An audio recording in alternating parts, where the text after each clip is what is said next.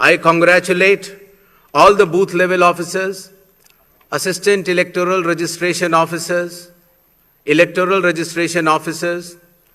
district election officers, and all election officials who were involved in this work for ensuring its smooth conduct and completion.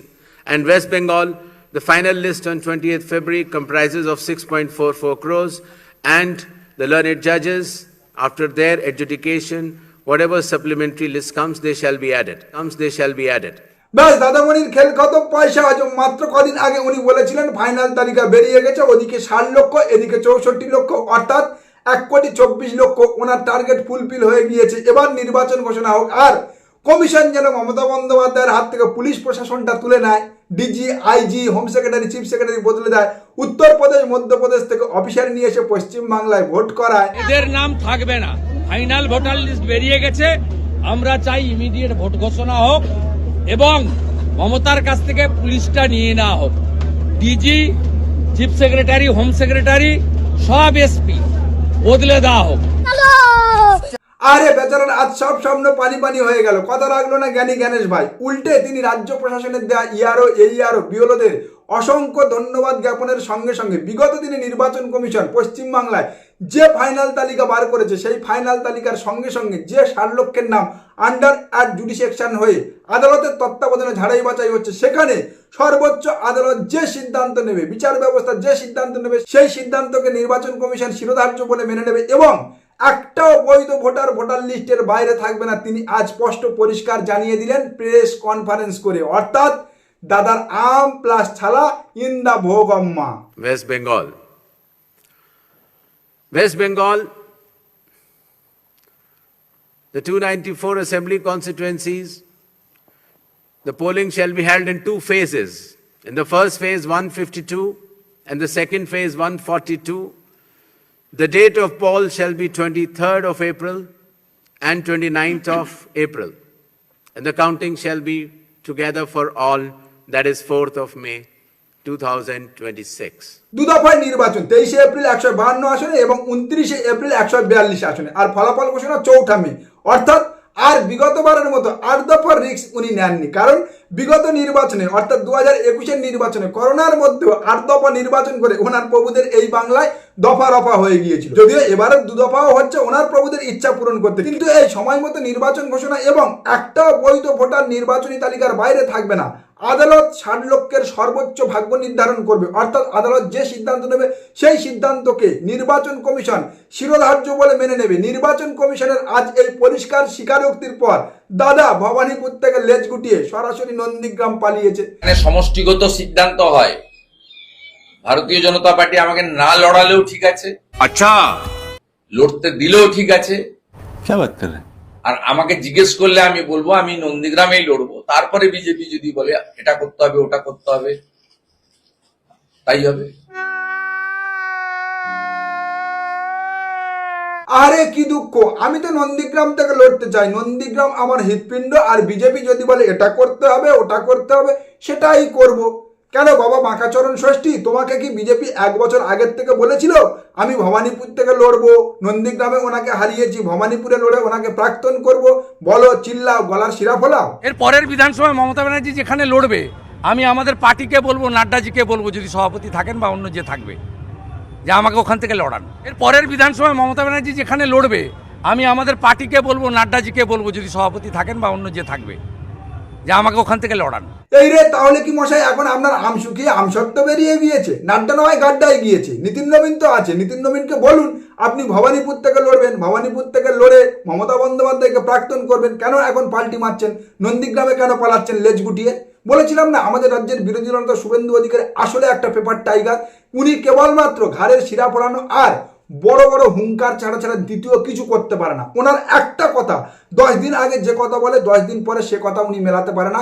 বিগত দিনে উনি যে সমস্ত কথাবার্তা বলেছিল, তারিখ পে তারিখ যে সমস্ত ডেডলাইনগুলো রাজ্য সরকারকে দিয়েছিল, তার একটাও কোনোটা কাজে আসেনি। আর 1 বছর আগে থেকে উনি ভবানীপুরে লড়বে, ভবানীপুর থেকে লড়ে মমতা বন্দ্যোপাধ্যায়কে হারাবে হুঙ্কার ছেড়ে ভক্তদের ইউএসপি দিয়ে এখন নির্বাচন ঘোষণার পরে লেজ গুটিয়ে নন্দীগ্রামে পালাচ্ছে।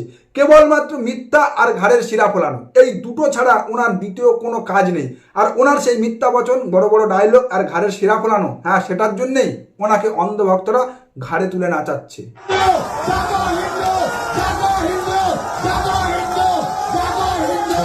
ভুলে গেছেন, ভুলে গেছে শ্যামপুর, ভুলে গেছে, ভুলে গেছে শ্যামপুর। আমি বলি না ভুলতে পারে না, আমি বলি না ভুলতে পারে না। कौन है ये लोग? कहां से आते हैं ये? সকালে মনে হয় প্রেসারের ওষুধ খেতে ভুলে গিয়েছিল, তাই মিগি রুগির মতো খ্যাচ দিচ্ছে। পশ্চিমবাংলার জনগণ এমন জোকার বিরোধী দলনেতা পশ্চিমবাংলার বিধানসভায় না মনে হয় বিগত দিনে দেখেনি। সবে তো আপনার এই মিগি রুগির মতো খ্যাচ শুরু হয়ে গিয়েছে। আর সম্ভবত আগামীকাল তৃণমূল কংগ্রেস তাদের প্রার্থী তালিকা ঘোষণা করতে চলেছে। তৃণমূল কংগ্রেসের সেই প্রার্থী তালিকা ঘোষণা করার পর তো আপনার এই মিগি রোগের খ্যাচ আরো 3 গুণ বেড়ে যাবে। তাই পশ্চিমবাংলার অন্ধভক্ত গোমূত্রখোরদের উদ্দেশ্যে একটাই বক্তব্য, আগামী দিনে আপনারা পশ্চিমবাংলার যত মঠ মন্দির থান আছে সব জায়গায় একটু মানত করে রাখুন, কারণ নির্বাচনের আগে ওনার এই খিচুনি বেড়ে যাওয়ার জন্য যেন ওনাকে রাঁচি পাঠানোর প্রয়োজন না পড়ে।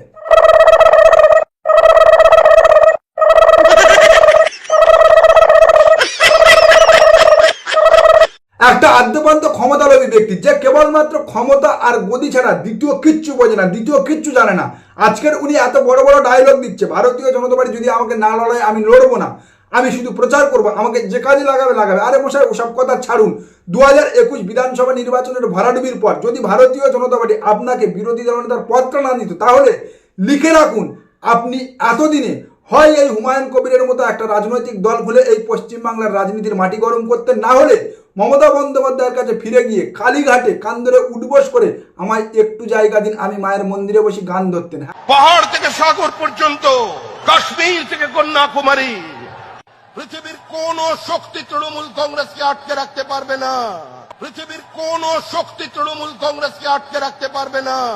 আর এই আরেকজন আড়াইখানা শক্তি চাটুর্যের কবিতা পড়া বঙ্গ বিজেপির সভাপতি, যে কদিন আগে মাত্র বলেছিল এই পশ্চিমবাংলা থেকে নাকি তৃণমূল কংগ্রেস চলে গেছে, তৃণমূল কংগ্রেসের বিদায় হয়ে গেছে, যা পড়ে আছে সেটা নাকি জীবান্ত জীবাশ্ম। আর গতকাল মোদিজির সামনে বলছে পাহাড় থেকে সাগর, তৃণমূল কংগ্রেসকে কেউ আটকাতে পারবে না। হ্যাঁ পারবে না তো, বর্তমান পশ্চিমবাংলার রাজনৈতিক আবহাওয়া সেই ইঙ্গিতই দিচ্ছে। কারণ এই পশ্চিমবাংলা ধর্মীয় অনুশাসন মানে না, এই পশ্চিমবাংলা সাম্প্রদায়িক সম্প্রীতির বাংলা। যে পশ্চিমবাংলায় আপনারা ধর্মীয় উস্কানি আর দাঙ্গা দিয়ে ক্ষমতায় আসার চেষ্টা করে বিগত 2021 ও 2024 লোকসভা নির্বাচনে ব্যর্থ হয়েছেন, তাই বর্তমানে মুসলমানদের নাম কেটে যারা আপনাদের ভোট দেয় না সেই ভোট ব্যাংক ভোটার তালিকা থেকে খালি করে ক্ষমতায় আসার সূক্ষ্ম অঙ্ক কষেছিলেন। যে অঙ্ক পূরণ করতে কমিশনকে দিয়ে এই পশ্চিমবাংলায় এসআইআর লঞ্চ করেছিল, আর সেই এসআইআর যে বর্তমানে মুসলমান ভোট কেটে আপনাদের সুগম ভোটার তালিকা তৈরির পরিবর্তে আপনাদের আগামী 2026 বিধানসভা নির্বাচনের কফিনে শেষ পেরেক মেরে দেবে, আপনারা ঠাউর করতে পারেননি। বর্তমানে আপনাদের দেওয়া 1.5 কোটি নাম বাদ পড়েনি, উল্টে আপনাদের মতুয়া, রাজবংশী, কোচ এবং গোর্খা ভোট ব্যাংক যারা বিগত নির্বাচনে আপনাদের ভোট দিয়ে এই ভোট ব্যাংক ভোটার তালিকা থেকে বাদ পড়ে গিয়েছে। আর 60 লক্ষ যে আন্ডার অ্যাড জুডিশিকশন হয়ে আদালতের কাছে ঝুলে রয়েছে, আপনারা ভেবেছিলেন সেটাকে ঝুলিয়ে রেখে নির্বাচন করতে পারলেই পোকার পার হয়ে যাবেন, কিন্তু বর্তমানে সুপ্রিম কোর্ট ও নির্বাচন কমিশনের কান মুলে দিয়েছে। তাই আজ জ্ঞানী জ্ঞানেশ কুমার পরিষ্কার স্পষ্ট জানিয়ে দিয়েছে এই 60 লক্ষ যে আন্ডার অ্যাড জুডিশিকশন নাম রয়েছে সেখানে সর্বোচ্চ আদালত যে সিদ্ধান্ত নেবে সেই সিদ্ধান্ত কেবল চিরধার্য নয়, একটাও বৈধ ভোটার তালিকায় বাইরে থাকবে না নির্বাচন পর্যন্ত।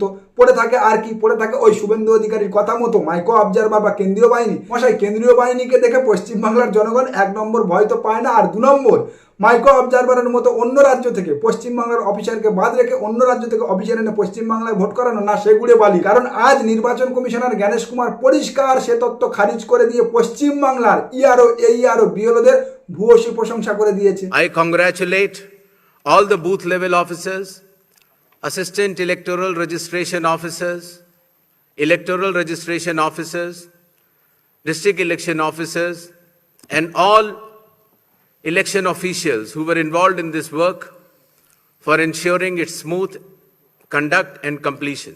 অর্থাৎ 26-এর নির্বাচন আপনাদের কাছে অংশহায় ইতি গন্ধ পুষ্পে। আর উল্টো দিকে তৃণমূল কংগ্রেস গোটা এসআইআর প্রক্রিয়ায় সাধারণ জনগণের পাশে দাঁড়িয়েছে, ধর্ণা দিয়েছে, সুপ্রিম কোর্টে ছুটে গিয়েছে। যখন আপনারা রথযাত্রা বার করেছেন, কলা খাচ্ছেন, তখন তৃণমূল কংগ্রেস সাধারণ জনগণ আন্ডার অ্যাড জুডিশিকশনে যাদের নাম বাদ পড়েছে সেই 60 লক্ষের জন্য ধর্মতলায় বসে তাদের অধিকার নিয়ে কথা বলেছেন। সময় মতো মাস্টার স্ট্রোক দিয়ে যুবসাথীর 1,500 টাকা যুবকদের অ্যাকাউন্টে পাঠিয়ে দিয়েছে, লক্ষ্মীর ভান্ডারের টাকা বাড়িয়ে দিয়েছে এবং আপনাদের শেষ অস্ত্র, সরকারি কর্মচারীদের উস্কানির শেষ অস্ত্র ডিএ, সেও আজ বাড়িয়ে দিয়ে মমতা বন্দ্যোপাধ্যায় আপনাদের 2026 বিধানসভা নির্বাচনের সমস্ত প্রচারের প্রোপাগান্ডায় বস্তা বস্তা গ্যামাক্সিন ঢেলে দিয়েছে। তাহলে মশাই পড়ে থাকলোটা কি?